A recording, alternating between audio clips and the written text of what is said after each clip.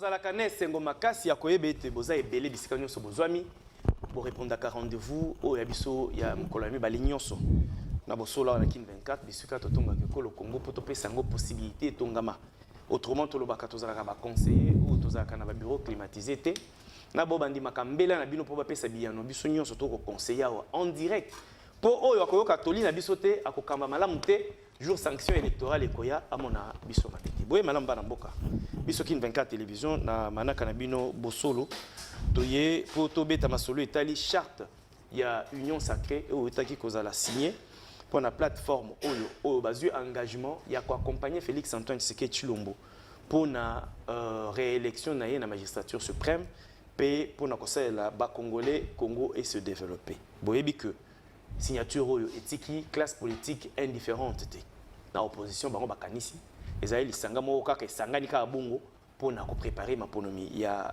Félix Tshisekedi mais ezali pona bola moto au bonheur ya ba congolais te débat est lancé to komeka ko analyser na ba bandimi mbela mokolo malelo to kozongela maima koleka na lamuka to ko benga na lopoto cacophonie to ebité nani azana mpifo likolo a nani Fayulu alobi mozito azali susu na lamuka te mokolo malelo mozito abengi biso bapanzi sango alobi yende abengani Fayulu azali susu na lamuka te Fayulu akamati bokambi temporaire ya plateforme na bango apesi na mwana mboka Mathieu Kalele bato mozito balobi Mathieu Kalele atikala kozala membre ya présidium te ya kokamata gestion ya coordination temporaire to rotative ndenge nini motuna eza lancé ezali débat politique ezali débat social il faut to le belango na bosola mokolo malelo to koloba pe ba réaction e ko uta e pa baike na makambo etali loi tiani to landaki mwana mboka Christian Mwando oya otaki ozala ministre ya plan awa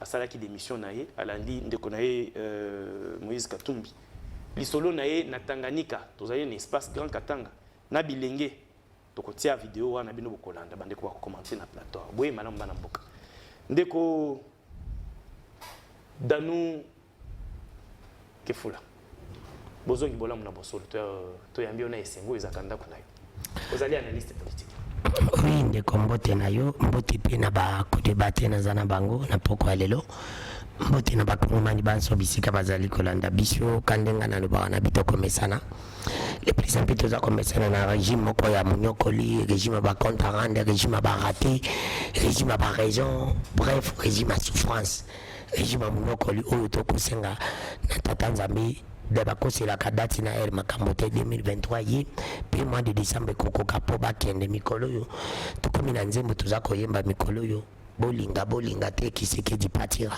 okomi choriste na komi choriste te mais na komi chanteur totoni merci chanteur belesi mwana mobali lati kazaka kitoko kavaka kitoko mais opposition à moi vie ezaki kitoko boye malamu ezali cadre pepere ndeko Yves na pesio merci mingi na boyambino ya poko ya lelo na kolika na occasion pesingai atoka na pesa mbote mingi na ba téléspectateurs nyonso ya cette grande émission mais aussi ya kopesa ba ko débattre na ngai mbote ndeko Yves tikaka ko tumula ngai nous sommes dans l'opposition nous sommes dans la résistance et je crois que nous bientôt là tozozongo na pouvoir en 2023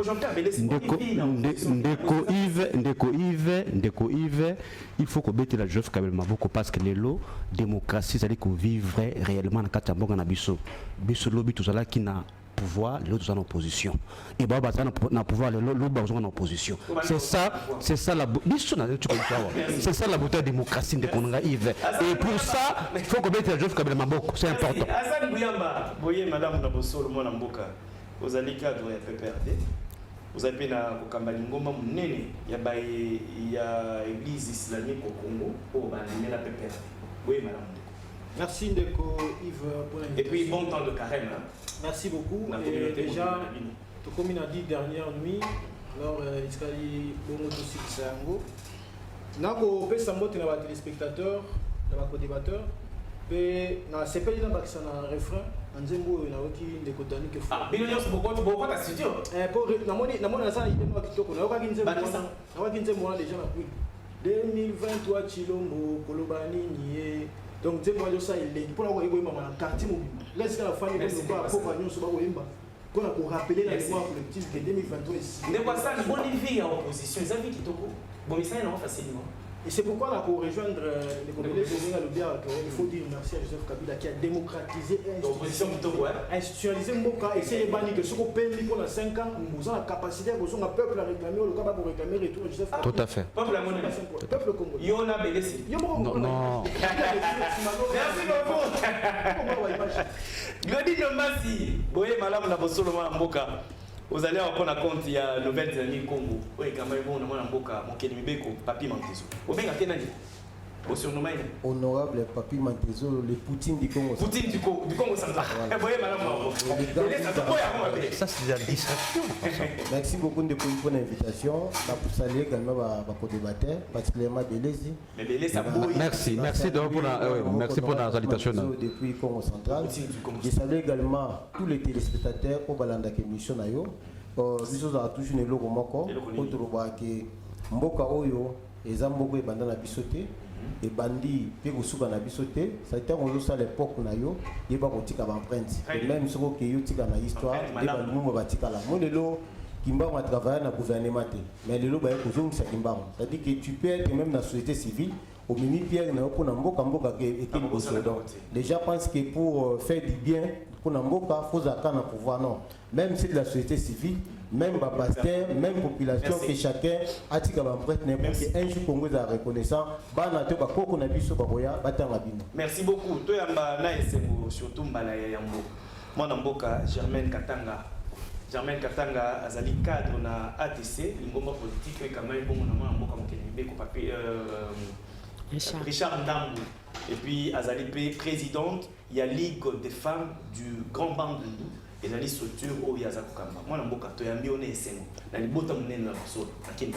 la CP papa na pesi matondi mingi na bandeko na ngai na bengi bango bandeko po mbala liboso tokuta na plateau et na pesi matondi na ba onyoso bazali ko elanda biso ndenge papa Yves alobaki na ebandeli ezali kaka pona kopesa ba opinion na biso bato ya bo falasa la balobi biso na lingala tokoloba tozali kopesa conseil na ba o bazali bayoka mais papa Yves likambo moko ekamwisaka ngai je me dis kaka na mboka na biso soki ozalaki ozali lisusu te okomi contre ba o bakoti or ezali salange te mais tozoko kende po mboke kende liboso cela ne veut pas dire éternellement batu moko kaka boye bakozalaka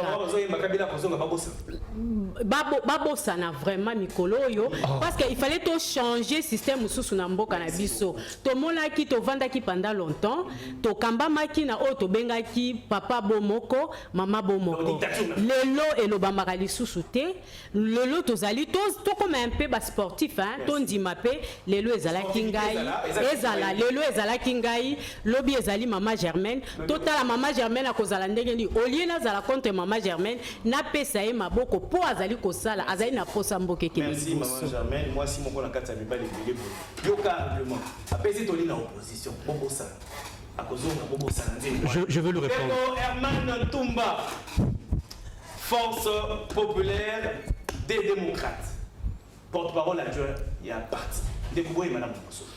Oui malamu merci na ndenge tokutani na bandeko lisusu na poko lelo na pesi bakongomani nyonso baza kolanda biso na net moment oyo mbote esika bazwami parce que toye na plateau ya bosolo oyo ezalaka débat républicain oyo moto na moto akopesa point de vue na ye na maso makoleka na politique ya mboka na biso mais naza kaka na pasi na motema ya koyoka loyembo baza koyemba ya Kabila kozonga mais les gens sont en train de rêver le rôle ko rêver et puis qui s'amité là lotandoto ndoto ngope comme réalité c'est ça le problème parce que za le rôle bato baza ko senga na satan na zabolo azonga aya ko kamba na place ya Yesu Christ wa ko fela ngi bato zabolo aya azonga alors bato wana ya leki wana na banga ka mingi parce que na nzela so ki population ba baza ko betela tolo bayoki bakoki kolapide bango mosusu alobi awutaki kwilu na ezali wapi ayokwaki nzembo mais toyokaka mpe bakongomani soni bao batikeli na baza na bandako baza kolanda biso parce que bango nde baza kovivre makambo wana du jour au jour namoni esika moko te bakoki koyembelela ndeko Kabila nzembo ya kozonga ezali kaka bango moko te d'ailleurs zela na ba d'ailleurs il a pris beaucoup de rien d'ailleurs secrétaire permanent na bango apekisaki bango basarole mais soko koti na ba porte-monnaie na bango na bango na bakarte tu as vu ça où tu as vu ça où arrête de faire du théâtre monsieur donc c'est pas ça le théâtre c'est parti qui est en train de mourir il fait du théâtre merci beaucoup bande pour lancer une balle fongoli balle union sacrée Ndeko Germaine to bandana yo pour tout ça la honneur Ndeko Germaine pourquoi ça Ndeko Germaine s'il vous plaît Ndeko Germaine Katanga union sacrée Oyo a mis en place charte tout le monde union sacrée a d'aller s'organiser pour na kokamba mboka malamu pe ko gagner ma autonomie parce que c'est constitutionnel c'est ça quoi ba mtu azak structure moko te constitution ça empêcher à s'organiser pour apporter la challenge électorale pendant que nous besoin kanisa que beaucoup s'organiser pour tonga mboka bokamba malamu bokeli ma autonomie bolongi ça Tshisekedi pour un PC deuxième mandat en face na bino ba rotala ba bia wana eza nango vaste blague juste pour la viser moko ya élection bino boko répondre. Papa, d'abord balobi, c'est ezab union sacrée mouté bandité. Ce qui ba sage, ba mikolo ba monakate, lisapi moko eko sokola elongité, yango balobaki avec l'union on fait la force. Et balobi ke union ango pe ko tambola bon tabantabate, il fallait ezala bien structuré. Il fallait union sacrée ezala na eloko makomami oyo eko tambolisa bango légal juridique. Oui, parce que tozali bato. Oui. Et surtout tozali na politique yo balobi ke tozoko kende lokola ba ONG te tokei poto sala ba makambo moko social tozo kende pona kozwa politique kolakisa parti na parti makasi na bango ezali wapi ya komema mboka liboso.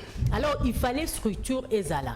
Il fallait que les choses soient structurées. Yango wana basali mokanda oyo bato oyo ba monike biso na moko toza nango tokoki komema cette fois-ci mboka et bandi kaka na union sacrée ça a commencé depuis la nuit des temps même ceux qui totali air bandeko ya PPRD bazalaki na pouvoir bango basalaki otobengi AMP na kati ya AMP tomonaki basalaki pe charte AMP moto nyonso akokaki komema bango po ete bakende ensemble a ratifiaki yango a signaki apesaki nani apesaki position na ye na kati yango wana bato ya union sacrée pe balobi ke na kati ya union sacrée il fallait makambo ekende na ndenge moko ya bosolo ezali bato bazali koya comme ba parti politique ezali bato bazali koya comme ba regroupement parce que c'est les personnalités pe bazali koya tozala ndeko azali indépendant l'indépendance que nous allons découvrir parce que souvent les indépendants les lois alobi aza indépendant oh ngai na yebi ceux qui alobi aza indépendant c'est kozali oza l'opposition te oza na pouvoir te oh bato ya politique ba bengi yango troisième voie na yebi azaki na ndeko moko alobaka à l'époque il est de la troisième voie de l'autre monde qui est pénis sous mais avant union sacrée. C'est pourquoi j'ai dit à Pony côté, ce n'est pas mauvais, ezali pécheté, c'est donner à tout le monde après sa position naïe. Ce qui a moniqué cette fois-ci bah oh bazui pouvoir il y a tout royo. N'a pas objectif na biso parce que parti que ndara pamba te ezo kende po ezwa pouvoir ba moni ke biso na objectif na biso na projet à société tozali nango soki to sangani na bato oyo to komema mboka oyo liboso parce que en fait le problème c'est quoi ezali ke mboka na biso ekende liboso mboka ekende liboso alors yango wana bande kwa union sacrée basangani balobi eke ezali sumuté mutu nyonso même ndeko azali indépendant d'ailleurs il est indépendant il peut rejoindre le groupe et puis torokende ensemble. Merci beaucoup Hassan Mouyamba ndeko na ngai union sacrée eko s'organiser pendant que bino boboyi eko s'enrôler mes révélations et puis mieux pas de Koyaman Tumbake Bozana Bakar na kata ba porte-monnaie na bino yo s'enrôlaki nazo banga que rejoindre thèse ya ndeko Ndomba sur alobaka il solo la machine. Il y a un enrôlement, il va coûter la bande, vous avez la bande pour venir s'enrôler. Donc on a gagné ma vieille savoir ce qui union sacrée s'organiser. Pourquoi les autres sont abîmés? Organisation union sacrée. D'abord, il y a les Bosso, il y a Samatoni, la maman Germaine, la parole au Tikoloba. Il y a qui c'est que peut faire des alliés qui ont dit là. Voilà un exemple. faut tout dire par l'exemplarité. Donc, par exemple, perdant Salaka AMP, Salaka MP, Salaka FCC, c'est une bonne chose, mais seulement là où je ne suis pas d'accord. Et ça wapi. Et ça dit que Zongi Sabiso na Mayakala, l'unitarisme, la partie politique, on a vision, pour l'Union Sacrée, pour le bien, et charte l'Union Sacrée, la création à parti politique. Et même parti politique ne peut pas être créé dans le texte. Ni les armes à Tant que c'est des objectifs, il faut pas y aller. Au moment où tu vas signer l'Union Sacrée, tu vas signer parce que les Africains vont dire qu'ils vont cacher, ils vont bomber la tiens, on a ma quand on a signé, et bien on a besoin de candidat. Ah, putain, quand même. On a sous candidat d'un million de signer la l'Union Sacrée. Papa Ben, on a sous candidat d'un. Tant qu'on va trouver la quartier, on est, on s'en va candidat. Il y a mal au bien beau. Et fait quand le bon côté, fait comme on a dit, quand vous êtes. Il y a une solution qui est c'est que nous malades, c'est que qui a les colons en boca, oui, les coïfs. Moi, je vais parler de la politique à la dessous des cartes. Tu as bien comme ça. Quand sur l'information spirituelle, spirituelle, Bali va postuler Bali. Mais tu as la des objectifs. Article 6, Zambelangai. Oh, article 6, c'est le mini. Français. Article 6, il y a l'Union sacrée. L'Union sacrée de la nation poursuit un seul objectif. Lequel? Qui vise la matérialisation de la vision de son Excellence M. Félix Antoine Tshisekedi Tshilombo, président de la République. C'est les règles de frappe. Les règles de frappe. Chef de l'État sur les plans politiques, économiques, social, sécuritaire, diplomatique. Sur tous les plans. Sur tous les plans. Et Balobi, l'Union sacrée n'a qu'un seul candidat. Donc, vision elle est au même mot. Candidat, FCC va s'aller chat, FCC aussi, tu as dit la candidaté. Kabila l'a aussi. Pour des raisons d'inclusivité, et elle dit, là, on peut s'écrire, on doit dire, et elle dit, la bateau, on se souvient qu'il y a un FCC pour Kabila, il faut postuler. Il faut qu'il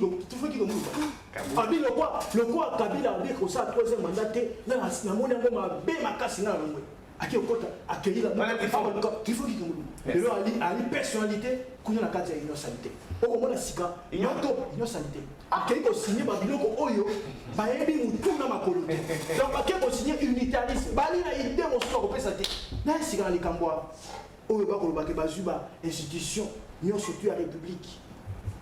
Il fallait la apolitique. La composition à président. La composition à président. Est-ce qu'il y a des combats? Il y a des combats. Il y a des télévision. La canalisation est sénatée pour nous. Parce qu'il n'y a pas la première vice-président de l'Assemblée nationale. Vous devez ça faire la signe. La première vice. Tant que ça, il y a la vidéo. Constitutionnalité, attention. Tu retirer et ça a raté. Alors, il y a beaucoup. Il faut lui retirer cette qualité-là. Comment FCC a constitué par ministère à moment où tous les gouvernements.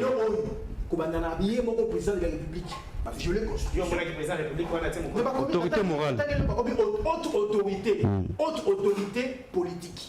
Par contre, moi, on a combien de Premier ministre, Nakati.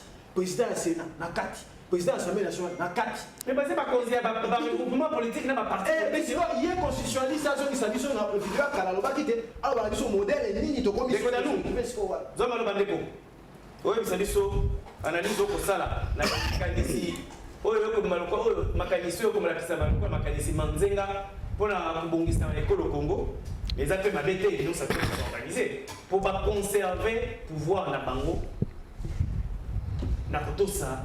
Il y a une constitution, conservation du pouvoir par le respect des lois de la République.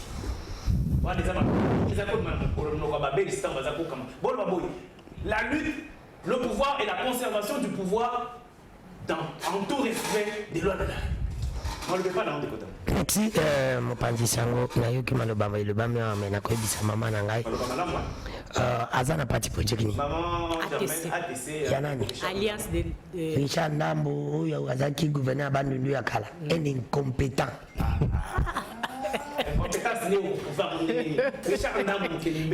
Il a travaillé plus que tous les gouverneurs de son époque. Il a époque. été gouverneur quand moi j'étais élève dans le collège. Un compétent, il a été chassé. Non. Elle ne connaît pas la dernière. Ah, comment? Elle m'a attaqué ici, j'étais calme. Alors, c'est Nabi Ngaza indépendant. C'est Nabi. Dans le lobby, quand on a compris. Dans le lobby, ceux qui n'ont pas quand on a compris qu'il n'est pas une compétence qui est riche en dame, qui est bien. Parti politique, il y a combien de députés? Yemoko, à Paris. Na Yemoko. À Paris. Intransigeant. Quand tu as d'abord la pépé de bozo bata pépé. Quand tu as avancé il y a un plateau banyo le bolubi ou le banyo le ba. Ah so kaza kindumba kishanda banga babala te panga na kindumba politique. Na ozala tant que tu as occupé parce qu'il représente rien chez moi. Il n'y a pas un problème, mais au moins j'étais calme. Na yoki awa bandiko enyo salé. Bazakolo baba lobi que alobi que ngai ndi naza bango ndi bazawa na ba kusala charte na bango il faut bazwa des mandats oui ndeko faut pas bobosana na bosolo pe bosimbo ningala batie biki na mesa tellement que batie bino bande mulili boku simba kaboluka biki bisimba bozo lukabila alors bobotani que bilé za premier na bino bilé ndeko tino bazali peuple ndeko tino mbabo lukabila musika za nango pemeni ya kobenga bandeko ba ko représenter rien pour ba ya ko sala charte maintenant ko biso na sisi wana nyotso bazali ndeko représenter na basuke sete ko kimisa nga fidi na lobi na si personne oh basali na lobi na bisa ko ndeko tino bazali kabila bisi bochaka ngatembi ndeko tino na kabila bazali ti Cristiano na Messi terminaison na ba nyotso na conclusion moko babengaka nzani Jésus na lingala Messi aso babengaka Christ na français suka na bango jani kabila na Félix baza ndenge moko yango zomona kende kotilo mboko azo kopie kaka muninga na ye kabila bis nyonso kabila salaki azo salango oju inosa inini ayem inosa ke na bango charte mais ali copier coller ya FCC ou de ya MP ba copier bango chiko mabena bango bazo copier papier muninga oleke ba copier par exemple ba copier na kombo ya muninga tellement que ba yebo yibate muninga tiena kombo na exemple danu kifula ye patie kuna na papier bazande miyibi ya bazoba mtu mtako za muyibi me yazoba ayebiti azo yiba me mabe ndeko na bosolo pe bosombo foko mituna monteti balimba récupérer pena date ya le 6 avril comme après kota na bila aukanzake yaondi zabila patsango feri alors que bazako botsana ke tandiko kimbangise balubi ndeko danu kifula nous avons accepté passer Simon Kimbangu bon yozo reconnaître ndeko Simon Kimbangu te nazali ko reconnaître Simon Kimbangu nazali ko reconnaître Simon Kimbangu puisque mukuna mais au moins nabosuni nabi puisque mukuna ngape mtsala nzambe neti mukuna mais lui on m'a travaillé puisque mukuna na mti na comparer na mukuna yeye ni mtu comparer na mimi ni sikalo sepili c'est pour te dire que la solo peut bosembo mais il faut pas oublier quoi que ba kimbaniste pe baza ba congolais ba ko vivre na mulili na pasi sans courant sans mai c'est dollar pe maté pa na bango un pays ma pe ba ko zango mikolo et qu'on qui peut kota partout on a une célébration journée otangala mbola ki chassa même ndeko naza na reportage na téléphone naza na reportage na tuni ba ndeko abindi ko dani te ba singa bindi ko dani kifula biso to ko baté to kende kana ing pour régime photo binga na bango je te dis ce qui est vrai pour na cité na ko yebisa bo ndeko na ngalo bike ba Kabila olobi ba leader na sisi nyoso na ko tangilo na za moko a pas l'idée ça moko Jean-Pierre Mbemba za l'idée Jean-Pierre Mbemba l'idée yo le bi on va l'idée habité a pas Jean-Pierre Mbemba deuxième l'idée à Mukie ya moyenne ils avaient ka et si tokende na jusqu'au mboso na bande représente quoi rien pour mon l'idée Mbosso a été élu na Bandundu il n'a jamais été parmi les deux premiers députés élus à Gabandundu il n'a jamais été Bati d'abord bima na deuxième session azwa mona bima première session te aza l'idée était Bata bima ba voter été la première session ça dit député. Aza sénateur. C'est non, Samba Lukonde na Grand Katanga représente quoi? Zéro. Totanga 3 leaders na Grand Katanga tanga Samba Lukonde. Tu as dit sur Kabuya. Kabuya n'a jamais été leader ici parce que il y a mon double c'est Azaki candidat bimate. Azaki candidat bimate. C'est pour te dire que ndeko na boso le pe bosembo. Ndeko tino mongana bakisi akende ko luka Kabila nationaliste wala. Akende luka Fayulu baksai. Akende luka Mujita baksai. Soki azui na ye peuple te. Ata azui batu nyonso baza tout na ye pas compagnie. Ye kutata ke candidat unique na République Mukati du Congo. Totika ya la candidat koto toko tshaba ini bo voter toza sans président. Toko za la premier pays na monde bandimi baza la diriger sans président tondimi. Tondimi na biso su ye te tondimi. Parce que peuple analyse politique indépendant. Merci beaucoup. Pour te dire que toi sur la besoin kaka a organiser l'élection 1 point. Merci. Deko Ndomba Siglodi. Charte, il y a union sacrée. Est-ce que NDK doit poser qui signature Nabino? Motuna Mwanako doit poser qui signature Nabino? Ndeko Yves, merci pour la maloba. Naina rappelé le moko que tant que tous autres na aux autres na miton tout tika na CG. Non non. Qu'est-ce qui oui, tant on a na auto là dans le bien. Qu'est-ce que chaque il y a union sacrée à avoir avec la journée du 6 avril. C'est totalement hors sujet. Bouyamba, même s'il a tâtonné, mais il est resté dans les sujets. Tâtonnement. Il est resté dans les sujets. Mais dans nous, il n'a rien dit. OG. Mazon de point de Moutalbi OG. De quoi dans nous tolérance comment? Même dans le match, arbitre a laissé à Tombola, n'a pas la chose à OG. Nazar va les semaines à l'action aux OG. Alors, maintenant le bel mot. En politique, lorsqu'on crée un parti politique, c'est pour conquérir le pouvoir. Très bien. IDPS, il a conquéri le pouvoir. Mais IDPS n'avait pas la majorité. Aujourd'hui, il a appelé les autres pour nous la deuxième principe, le conserver, plutôt gérer avec les autres, voilà. Ceux qui n'ont pas gagné. Chaque union sacrée n'est rien d'autre que le troisième principe, il faut conserver le pouvoir le plus longtemps possible. Et en respectant les lois de la République. Non, mais entre la charte, la constitution, la charte a violé quelle loi? Même Mouya Bazali qu'on condamne, il a violé quelle loi? Il a soulevé ma disposition et ses pétiétés. Mais il n'a pas soulevé ma disposition et violé la loi. Non. Voilà. Calmez-vous, écrivez, mais c'est Mouya. Vous avez modéré. Pourquoi tu as une classe à battre? Écrivez. Alors, s'il vous plaît, Kokobung ça m'a fait d'idée. Jules, s'il te plaît, on peut s'engager Mouya Bana. Kokobung ça m'a fait d'idée.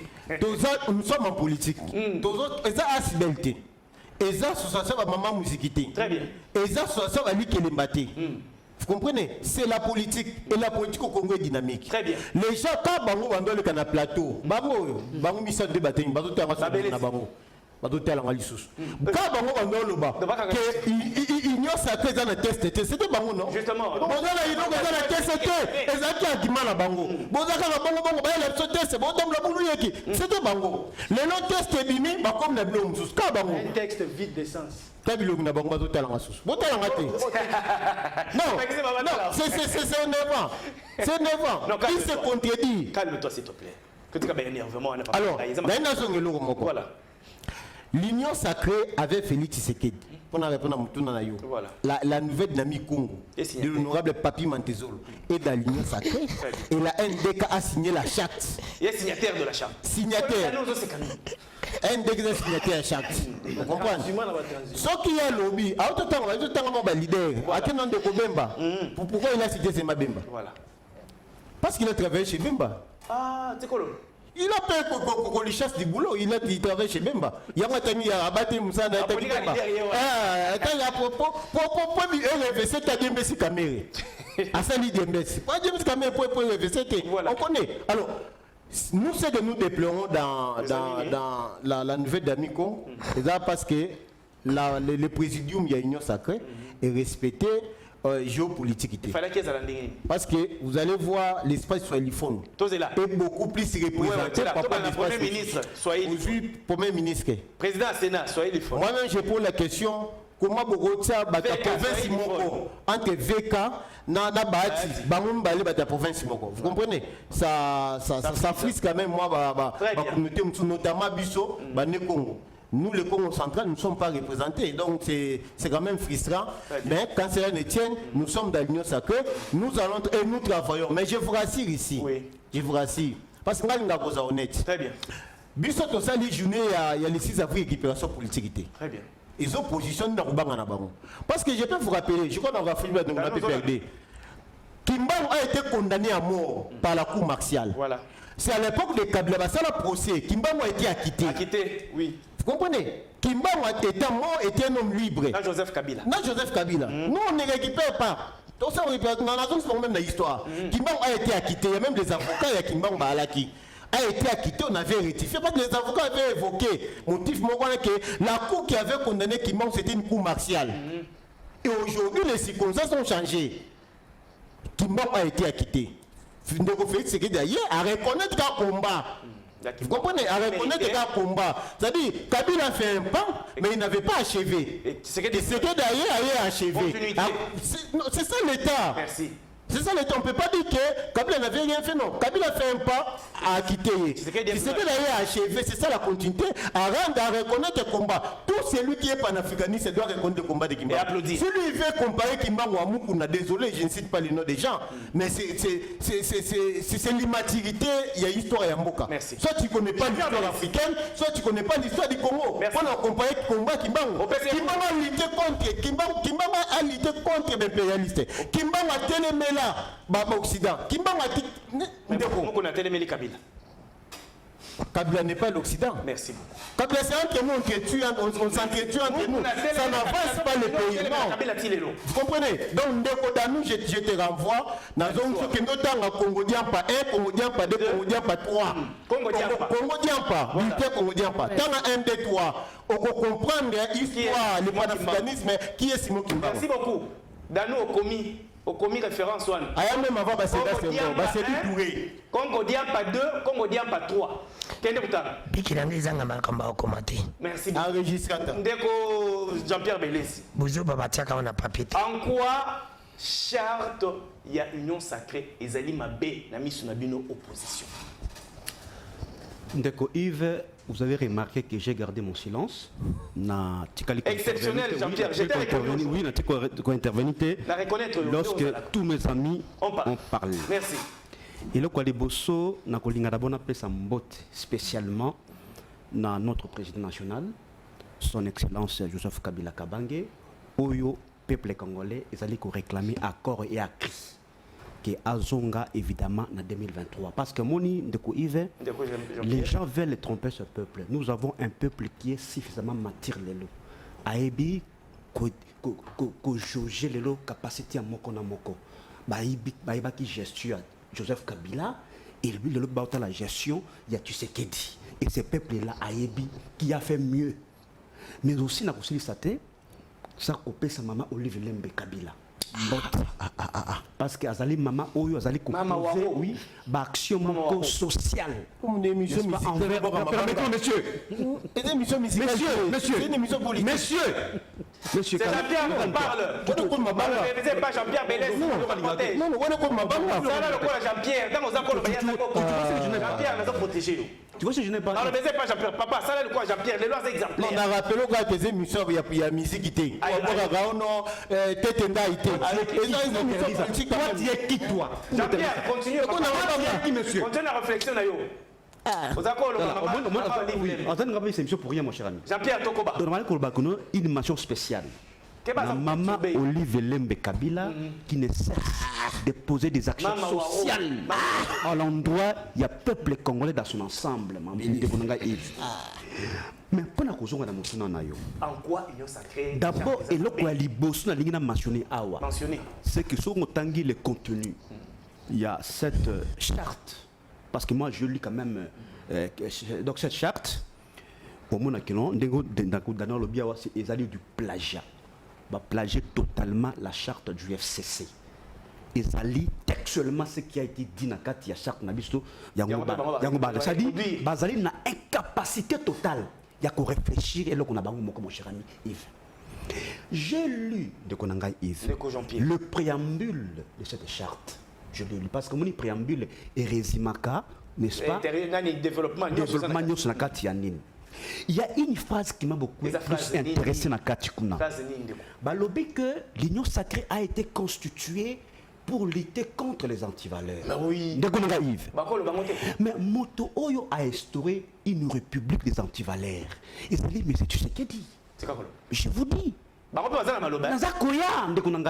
On m'a même pas dit non, c'est la gagne sacrée. Non, non. Permettez-moi. Na bandeli yango pona kolobake. Oyo a instauré une république des antivaleurs. Les alliés de Kotisekedi parce que nous avons les corruption et la proportion aujourd'hui les détournements des deniers publics un seul projet initié dans le cadre du gouvernement de l'Union sacrée. Le tribalisme aigu,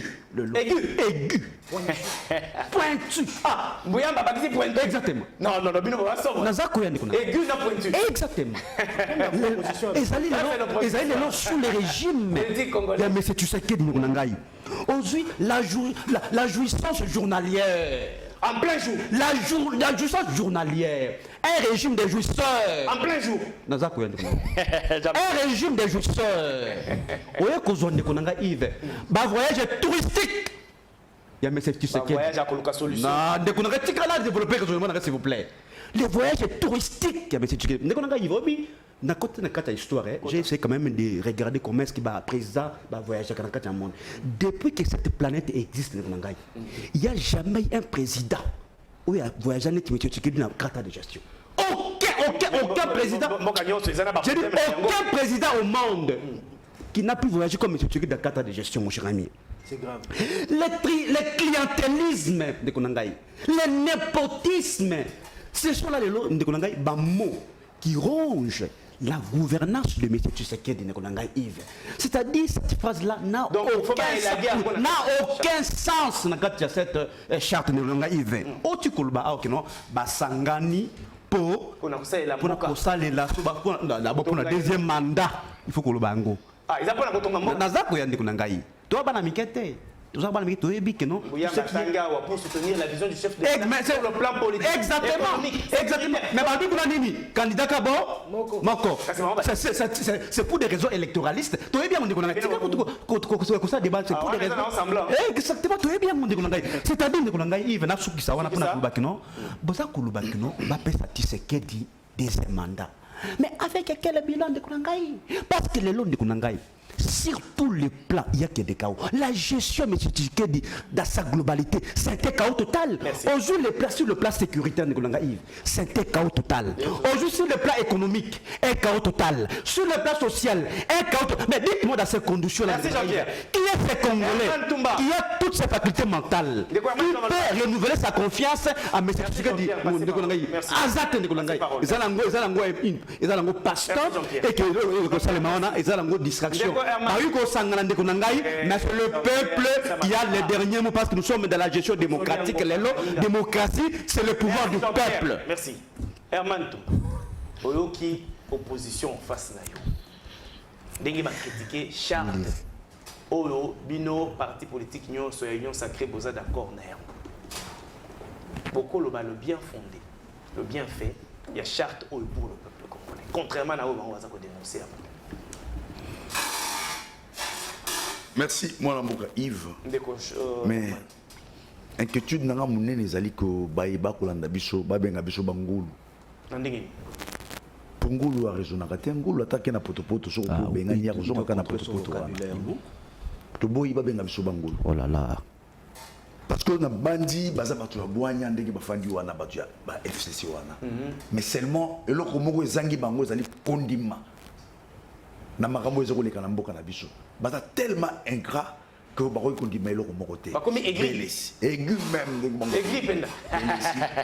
Na bele sikolongwa ki aigri bondima makambo ya bele tosali na mboka. Oyebi tango azako tanga na préambule ya charte lobby lutter contre les antivaleurs. Mais hier, il y a un lobby régime où ils allaient caractériser. Il serait antivaleur. Régime où ils allaient caractériser les antivaleurs et puis ils allaient instaurer les antivaleurs. c'est vraiment dommage qu'il parle ainsi. C'est comme si l'histoire de ce qu'ils ont, eux, posé comme acte dans ce pays, et pas la banque vite, n'a oublié. Si nous voulons bien parler des antivaleurs pendant les 18 ans passés, parce qu'on a bon aspect mingi, aspect antivaleur au Yazogoloba. Si il faut bien parler des antivaleurs, mais ils ont caractérisé le régime Nabango. Les gens qui ont volé l'argent de la Gécamine, des millions, en complicité avec le président Nabango national, qui a autorité morale, na M. Katumbi, qui ont vendu les parts de la Gécamine au détriment de la population, des travailleurs, et des bango dans le régime Nabango. Ce qui est le qui est valeur bazaro ou mais là dans le régime Oyo. À cause parce que au Yébiso Tozugaka aspect il y a contrat chinois. Vous savez combien makambo ebimi na kati ya contrat wana oyo ezali caractérisé na régime na bango na ba million bonu ekei ba dilapidé bango na régime oyo ya bango. Donc koningisa mutu ne aza koningisa zani soni parce que ngai na yoka mawa parce que population oyo tozalaka nango eza population moko eza na mawa ya bato balimbisaka noki te bango bako bimawa te population ko s'occuper na bango.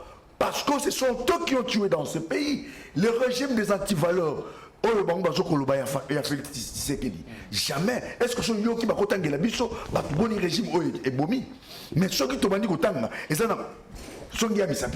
mais nous allons citer des noms. Et des noms. Ceux qui ont été sincères. Les questions d'économie.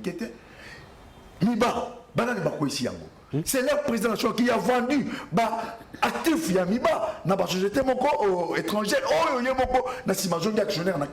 Et c'est pourquoi on dit que Miba relance dans le poser un problème. Et ça dit bango. Mais actif valeur bango de Bengizanai. Et ça sonne pour na bango. Donc pour le régime au Yabango, et ça dit régime qui caractérisé dans l'antivaleur. Donc dans la leçon on peut s'habituer. Dans la leçon très bien. Rendre aux pauvres populations congolaises. Et d'ailleurs, pour te donner une information. C'est mon charte, hein? Oui, pour te donner une information. Vous savez pourquoi Herman Bonyo Bakangaka est en prison? Mais demandez-leur pourquoi. Qu'est-ce qu'il raconte? La société Oyo, Bango Basali, Mbongo Basali, la société Wana, égal, Bani, Mbongo Wana, soit Wapi, tout na Bango. Parce que si y a un baouta qui m'a dit na Micholo wana te. Et les lots on répond à Rolakisa que banti valeur va faire une carte na bango. On dit pourquoi égal les kangama. Baza ko futa ba taxi à l'état te. Baza ko futa impoté. Yango wana qui caractérisé dans régime ya bango. Lokola ba mona qui bataki na pouvoir et que baza ko importer na licence ya ba damso ba ou ba botolaka. Banti valeur bango. Toqué la charte, Je comprends. Donc c'est-à-dire aujourd'hui nous allons prendre ce peuple à témoin. Mais heureusement pour eux, le peuple est dans mawa. Ayebi ko limbisa. No kite ba ko tambola te ba ko ke bufungola pe, mais non on a ba honte pa baloba. Très bien. Charte. Il y a union sacrée. Biso ba FPD tout ça qu'on soutenir yango parce que nous n'avons jamais vu ndako moko ezangi mibeko. Très bien. Papa na kati ya libota apesaka mibeko na principe na ye. Oyo mama aza kokitisa ya pa aza kokitisa pe libota ne kotambola na ndenge elongo bani. Et je trouve mal aujourd'hui ba on ba benga plagiat. Non, on a plagié où? Donc c'est-à-dire même statut à parti politique ignorent sur le monde. Donc il y a des petites choses qui se diffèrent. Mais au moment où tu as un sur le monde et c'est la c'est idéologie moko.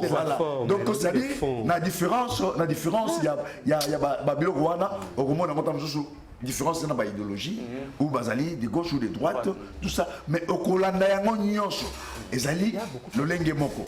Donc pour na kosuki ça ezali to sali yango pour tomeka bongo kotombola ekolo. Eza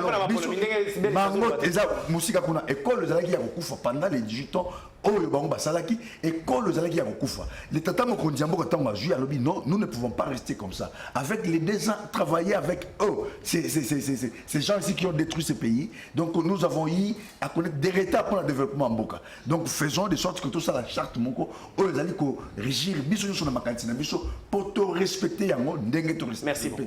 respectaka mobeko likondi ya mboka to meka bongo ko redresser mboka. Voilà, bandeko to ko prendre na moi lombango pour permettre le prendre pas maman Germaine, deko Germaine.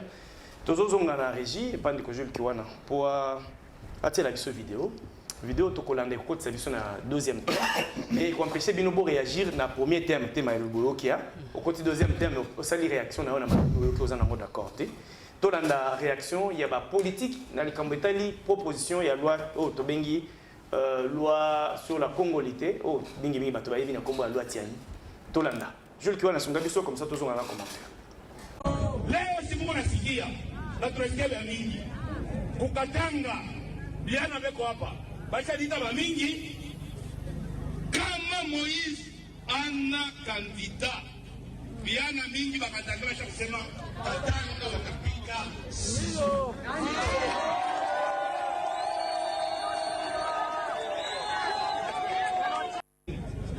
bacha leta vita leo simu nasikia na turekebe mingi kukatanga biana beko hapa bacha lita ba mingi kama Moïse ana kandida biana mingi bakatanga basha kusema katanga wakapika sio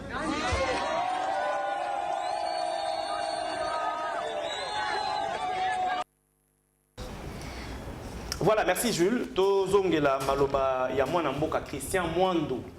Oya otako za la ministre et plan na gouvernement Sama Lukonde 1, Sama 1 a démissionné a souhaité poursuivre le combat politique na pembeni ya Moïse Katumbi na ensemble. Ndeko Christian Mwando a s'entretenir na bilenge na province ya Tanganyika. Malobani ezoleka na Swahili toko traduire mon lingala. Alobi soki Moïse Katumbi azali candidat te bilenge ya Katanga bakokamata ciseaux, c'est-à-dire bakokata Katanga eza esusu moko na etendi ya ekoloko. Eza maloba ndeko Christian Mwando. Baike bazolo beza montage, ba spécialiste pe ya image baza koloba kezali montage te sont des images réelles, sont des propos réels et bimina monoko ya moi politique oyo. Moto na moko epande ko Germaine Katanga.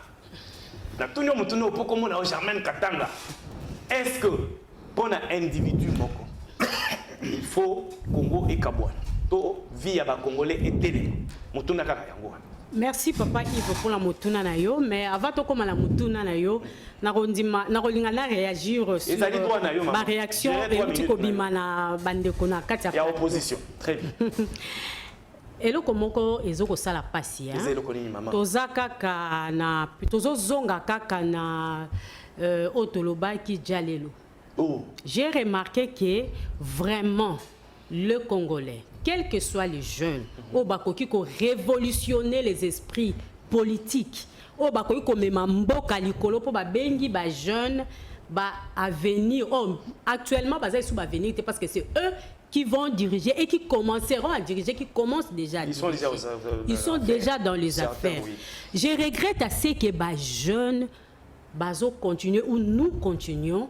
Il y a un esprit ya jalelo qui n'aboutira à rien et comme mamboka na biso libosoté. Pourquoi j'ai dit ça? Na zongi nanu na makambo papa lobaki na boyi ko zongi la makambo bandeko balobi surtout ndeko Herman na lobi mukela nde makambo ndeko Asana lobaki on a souhaité pe Ramadan malamu. Merci. Na lobi ndeko alobi ezali exemple. Tolandi, Nignon Sacré a landi exemple à PPRD. Je me dis, la nation congolaise a suivi l'exemple de la nation Moussoussou pour assa la constitution où ils ont réuni Bana ya Congo. Or, sika oyo mibe mboke zo kene malamu, il faut mibe ko ezala. Na lobi penza la mokuse.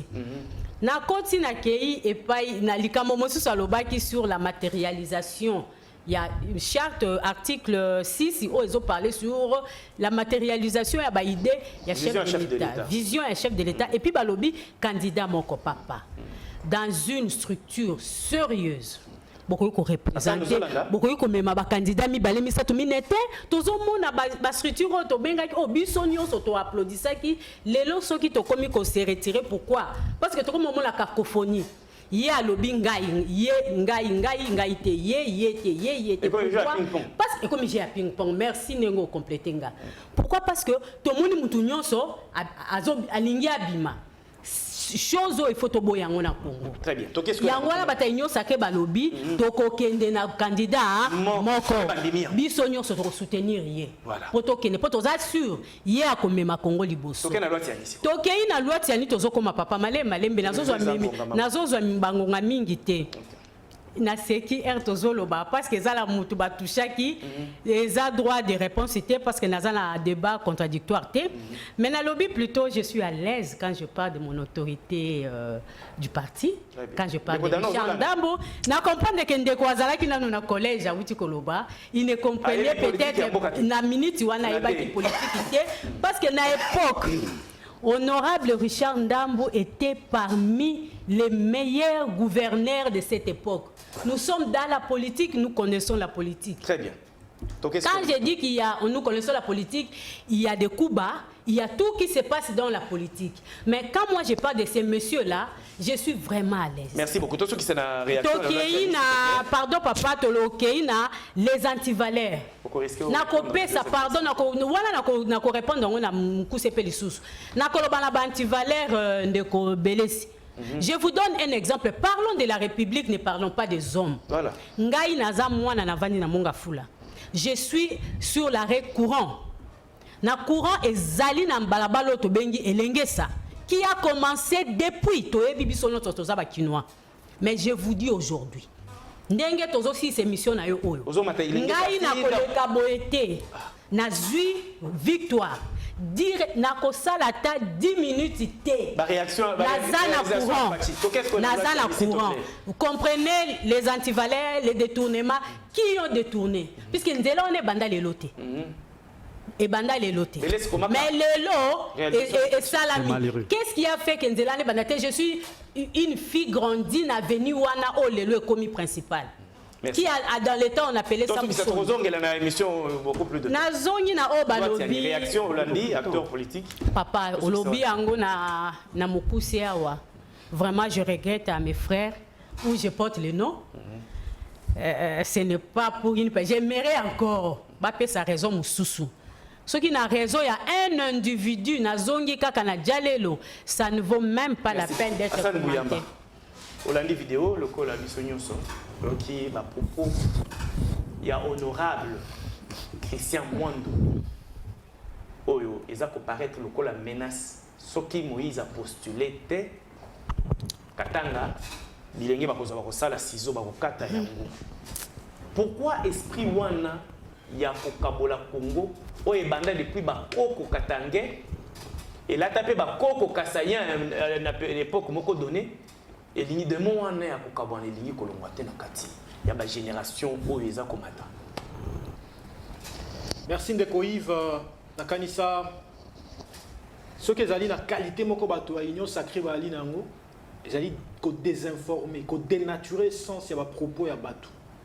D'ailleurs entre parenthèses entre guillemets vous avez tous vu comment va dénaturer réalité. Il y a coffre fort, il y a honorable Mama Chouchou que je ne défends nullement, mais seulement baza expert en mensonge.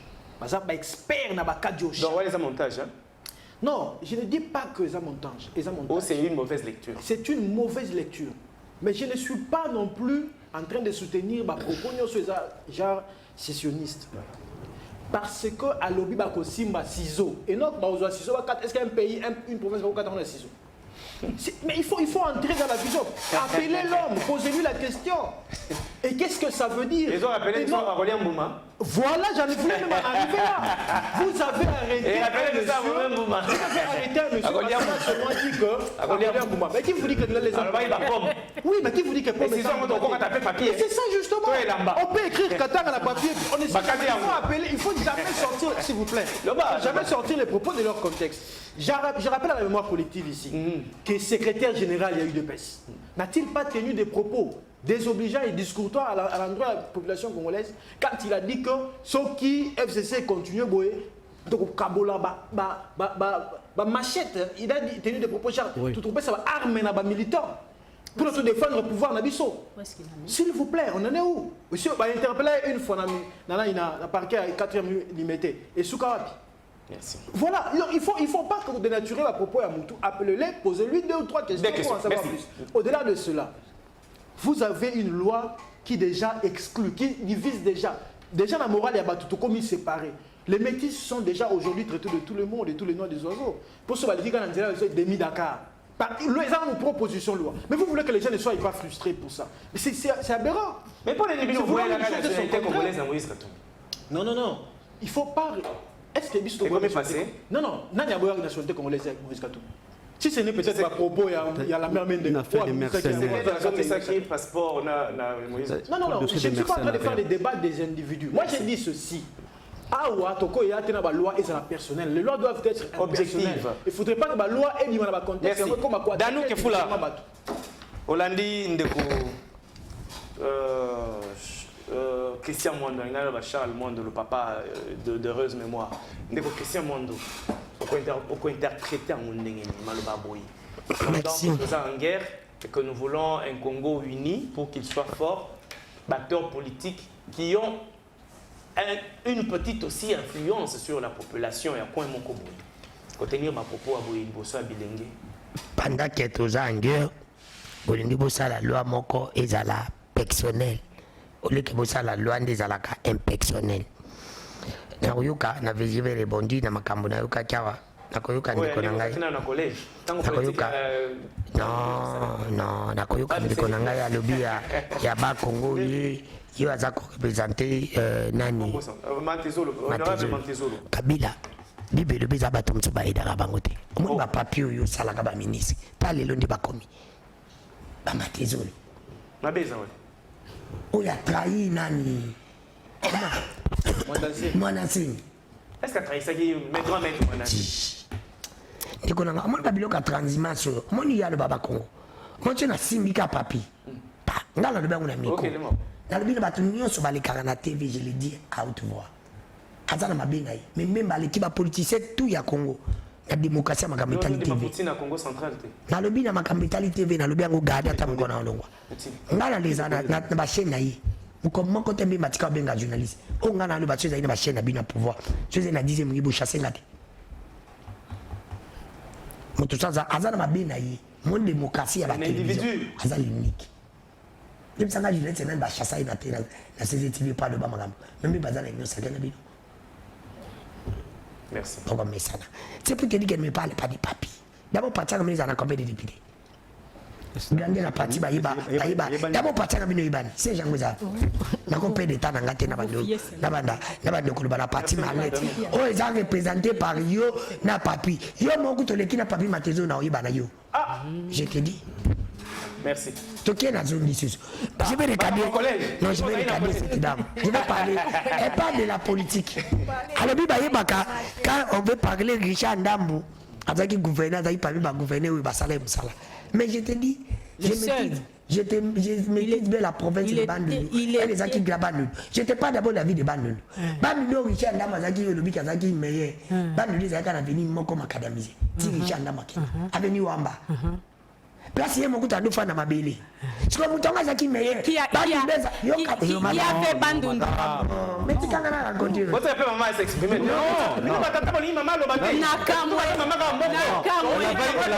Merci papa Yves la néo.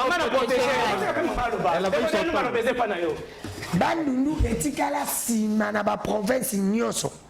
À l'époque, il y a Richard Ndambu Bandundu comme qui n'a niveau nul. Soyons sincères. Il a été gouverneur de la Bandundu. Mais gouverneur qui incarne le président de la République dans la province, ce n'est pas le gouverneur. Est-ce que le gouverneur n'a obédience? À côté qu'on développe la province, il a la capacité. La compétence. Est-ce que pourquoi il n'a pas fait? Il y a un gouverneur qui a construit dans cette République comme Richard Ndambu. Citez-moi le nom. Un gouverneur. Ça peut être ces maisons privées. Ah non. Les écoles, les hôpitaux.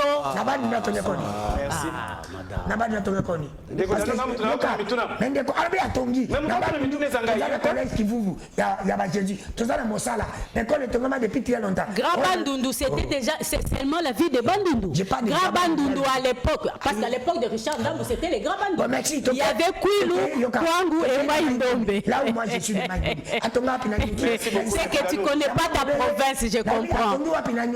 Oyebi province na yo te. C'est pour te dire que tu as le quota. Là, tu es bien. Comment non, attends, mais oui, je te dis. Non, faut pas être comme ça. Je sais que tu es journaliste de le pouvoir. Laisse-moi continuer.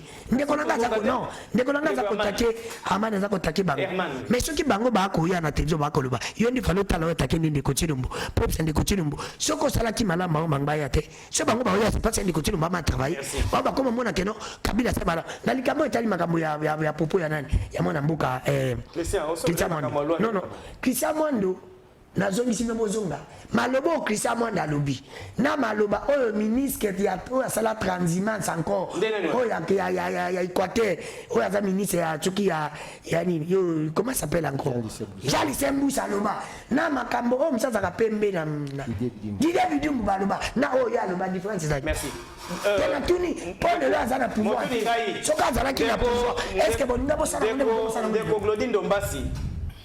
Oki ndenge ndeko danuka kefola lobi, oki ndeko Hassan. Ndeko Olandi vidéo wana na biso. Congo ya ba koko na biso oyo kotika la moko indivisible, la volonté du peuple congolais c'est le vivre en commun. Ceux qui acteurs politiques ba komi ko terre. Ndeko Yves, azaka na esengo ntango opesanga maloba. Bazaka na fierté ya koloba na kombo ya mwana mboka Patrick Tezolo. Poutine ya Congo Central. Secte mutu tu azaka na mutu asala ye mutu auta likolo kitai moko amata. Tout à fait.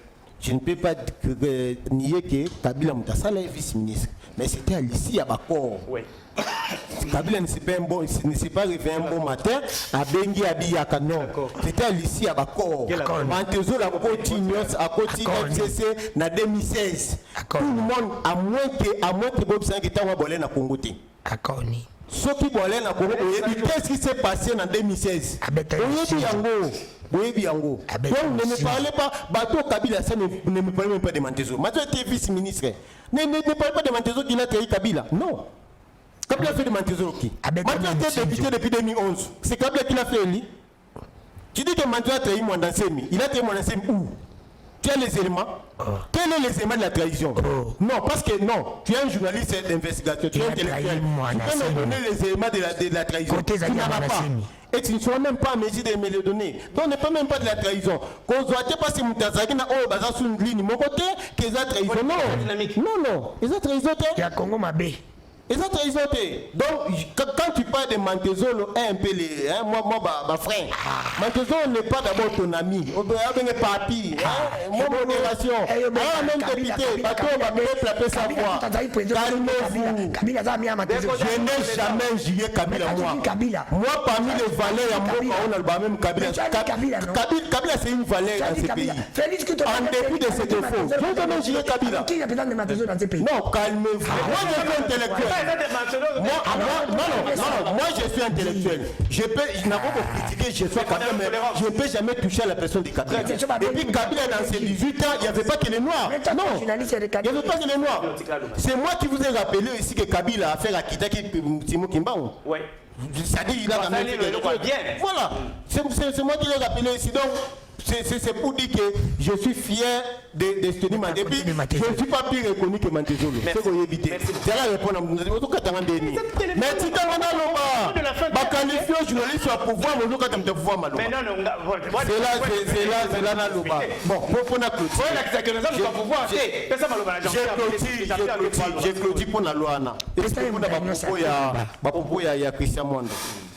Moi je pense que quand on parle de telles questions, tu as un sentiment de comparer X par le bas il s'agit d'un pays.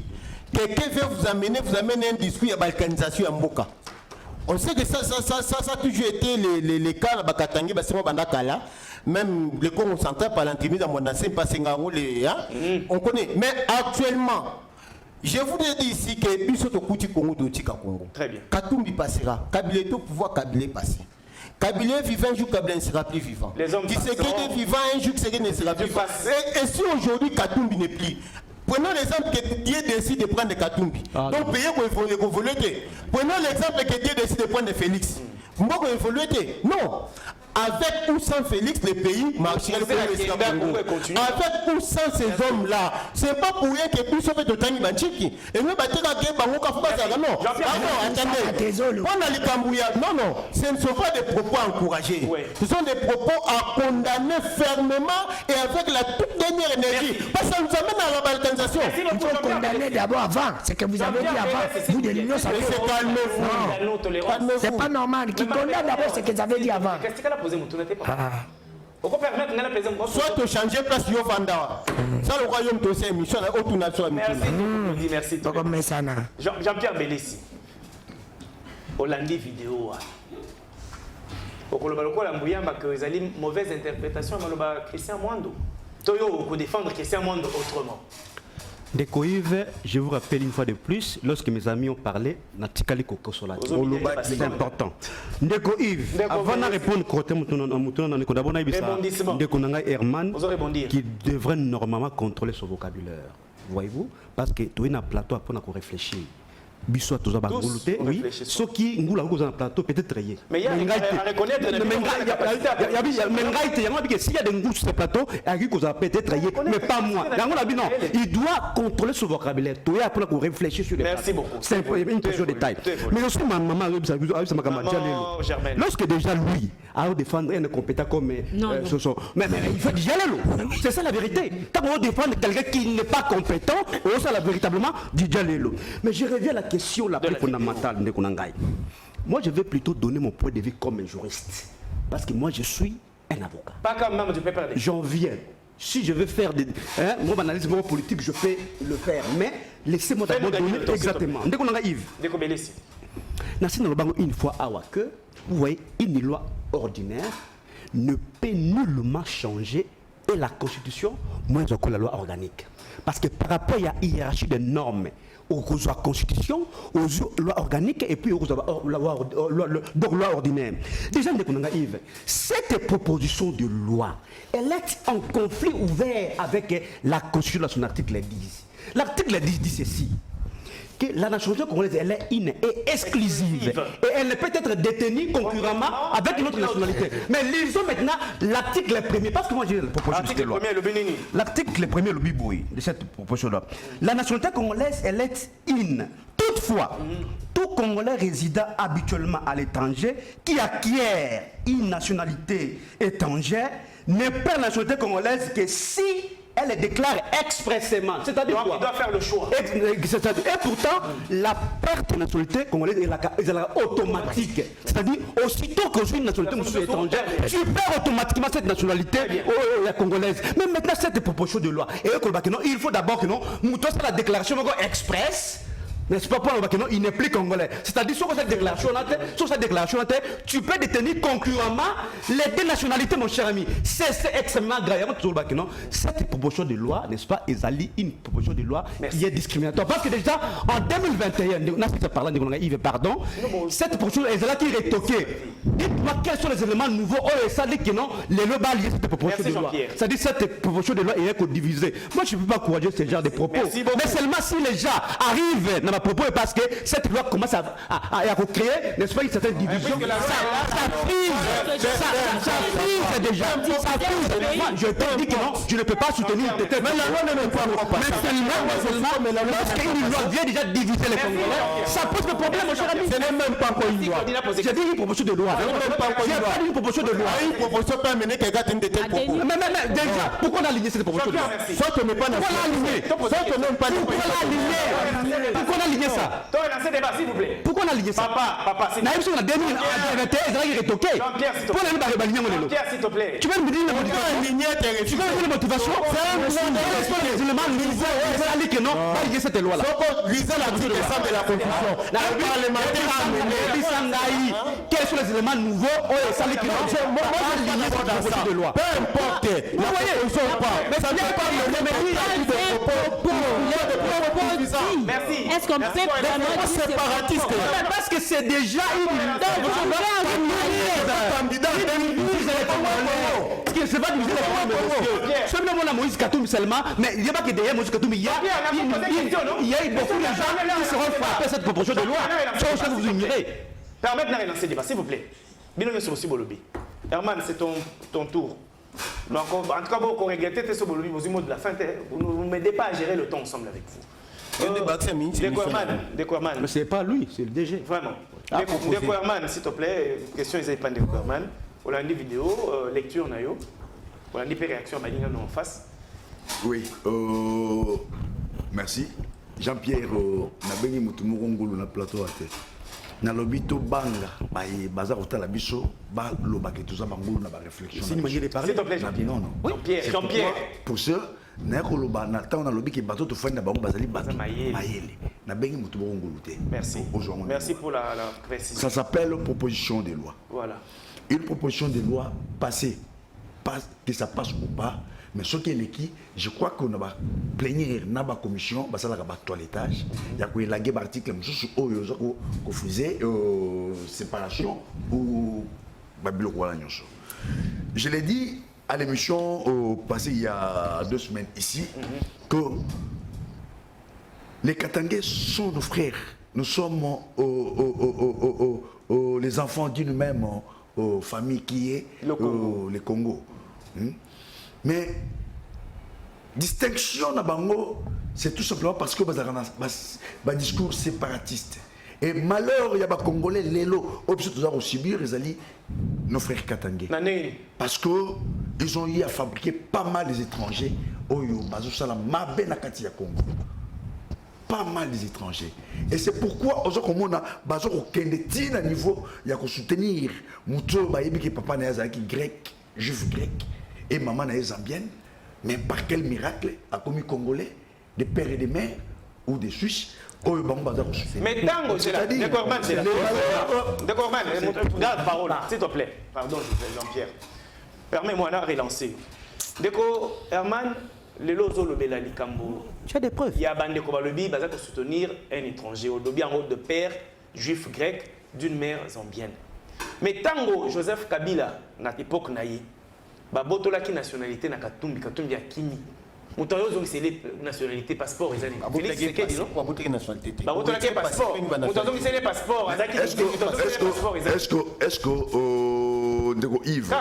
ndeko Yves Mutuna nao eza vraiment na réalité au tuza na ngo leloté. Donc mutuana o bango bazalaki na ye d'abord mutuana commence au bango bakomisa ki gouverneur de la ville ya province ya Grand Katanga oyo bango na ye ba détruire les Grands Katanga oyo bango nyonso balobaki bakomisa Katanga afundisho il y a RDC au Tikale Komate à part ko mabulu et na ba conflit na bango d'intérêt aux aïna ya bambongo ya misolo bazaki ko melana ba kimisaki ba botulaki na passeport comme il a été considéré ainsi le régime a changé n'est-ce pas mutu so kanedi so régime a changé azalaka na possibilité ya kozonga na mboka na ye et c'est ainsi qu'a zongaki mais maintenant cette loi nous parlons de cette loi on so la wana ou ba so la wana ya mangungu ba yebi makamuni bazolo ba yebi yango Moutouana, oyo bazo tuna ba preuve ezali mais lui-même dans une interview a lobby que papa na grec juif Francis Kalombo a beta munoko lobby maman na Zambie na beta munoko la télévision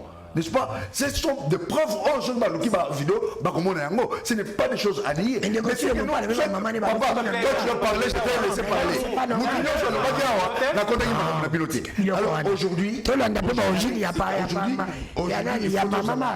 c'est là moi nanaï. Bateau bazar réfléchi.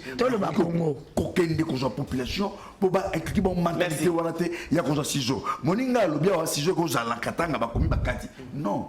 Il faut que style ya finir au mutoza oloba et façon ya za oloba et vidéo les a monté.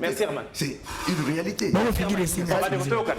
En tout cas, ceux qui ont fait l'erreur, bah comme ça ba oloba le basukati. Tozokindi. Maman Germaine. En tout cas, placer mon ayo na maison de Kanalamuka dans 45 secondes. C'est que tu vis ton analyse dans 45 secondes, ce qui se passe dans la Muka. Jeu de ping-pong. Fayou la bengani mozito, le lo mozito to bengana Fayou. Na lobaki papa Yves que en tout cas politique en boka na biso zo pesa biso passe pour ekomi eza politique té ekomi égoïsme. Pourquoi? Parce que bazotala vraiment ezo mona na té bazotala vraiment ba réalité plutôt bazotala ba intérêt na bango moko. Merci. Toto mona ki même soyons sérieux. Union sacrée bimisi mutu moko. Ba parti eza combien? Nini ezangi. la muka bimsela biso pe mutu moko papa Yves s'il vous plaît et puis que tozolo ba mais oui sinon tozolo ba conclusion pour répondre prochainement non attends pour prochainement agité 2 minutes pardon 2 minutes quelques secondes nalingaki bien que merci pour na ndenge pesinga parole papa Belesi pardon dima tana lobaya suka je voulais seulement vous préciser je voulais non sous la plateau nalingaki na préciser papa Yves que nazoko naza jamais dialelo nazoko défendre monsieur Richard Ndambouté mais j'ai pas seulement de réalité sur cet homme. Merci ça ni Muyamba dire quelque chose par rapport à cacophonie to vivre dans la muka. Comment ça accuser bino pe balobi Fayulu laza ko vivre dans bato mozito ba fundi bali Fayulu laza vivre dans mbonga Joseph Kabila. C'est pas mauvais, Joseph Kabila est généreux. Sauf à Kabila Fayulu ça ne doit pas faire une histoire à la télévision. Mais plutôt, je devrais ici laisser un mot dans le bilan négatif il y a Félix Tilombo. Parce que moi je suis mathématicien. En mathématiques, nous avons le moins l'infini, nous avons les zéros et les plus l'infini. Kabila a trouvé une dette de moins l'infini, de moins 14 milliards de dollars. Il a payé ça, il a laissé l'argent dans la caisse, mais Tilombo est venu. Merci. Il nous a réglé moins 10 milliards de dollars. Danou, pas quelque chose sur la Muka. Qu'est-ce qui se passe? Moi, je pense que Oanagnon, ce peuple congolais a besoin d'un autre peuple congolais a besoin de la Muka. C'est la distraction. Nana, oui, ça le Muka. Ce qui lobby n'a pas solo peu possible. Fayulu là comme lui ambonga Kabila bongo Félix babenga bongo Pak Moïse babenga étranger balisa pe batumche bazana opposition Glody tosuki si mo bayi banani balisa Glody tosuki si la Muka. Merci beaucoup de Yves. Rapidement, moi je pense que ça prouve que au Congo, si nous-mêmes les peuples congolais on ne prend pas notre destin mais nous devons compter dans la politique. Parce que imaginez Binomogo bato baza censé bonne opposition, une frange quand même, il y a population, la bango, on les va proposer, parce que on a beaucoup critiqué. Toi, tu en phase, il y a proposition, ça ta programme. Et il passe ce temps-là, on la présidium. Est-ce qu'on a présidium, il y a la mouka se fait de quelqu'un un président. Félix Tshisekedi d'arrêter la signature, il est président. Quand dans la bango, c'était marqué Fayulu, il n'est pas président. Ça dit que c'est une distraction qui nous amène au Yves. Et là, on a Koloba, ils allaient couper sa bandinga dans la mouka. Conseil à Koloba que non, le Congolais n'a pas besoin de ces spectacles. C'est une distraction. Mais aussi, de toute façon, la vraie opposition, mais si tu sais que ce n'est pas la Mouka. La vraie opposition, mais si tu sais que ce n'est pas le FCC. Mais la vraie opposition, mais si tu sais que c'est le peuple dans son ensemble. Et qu'avec n'importe quel candidat en 2023, mais tu sais que sera battu à plat futur. Herman,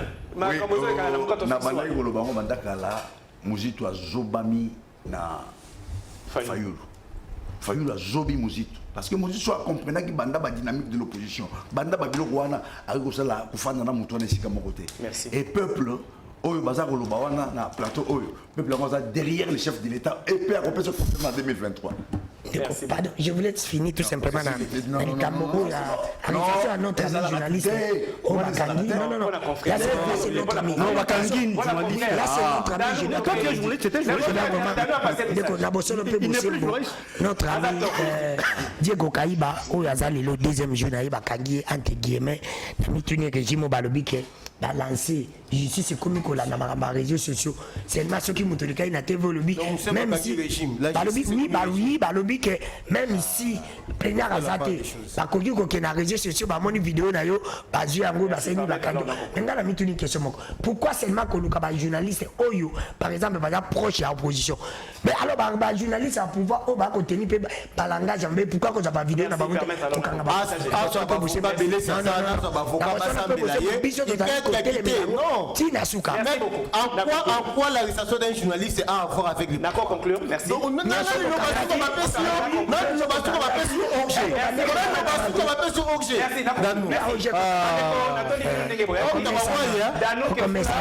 beaucoup, Jean-Pierre Belès. Merci. Merci, Najamen Katanga. Merci, Penayo Glody Ndomasi. Félix Tshisekedi, deuxième mandat décisif. Merci, monsieur. Vous rêvez là. Mandat décisif. 2023 dehors. Dehors 2023, monsieur.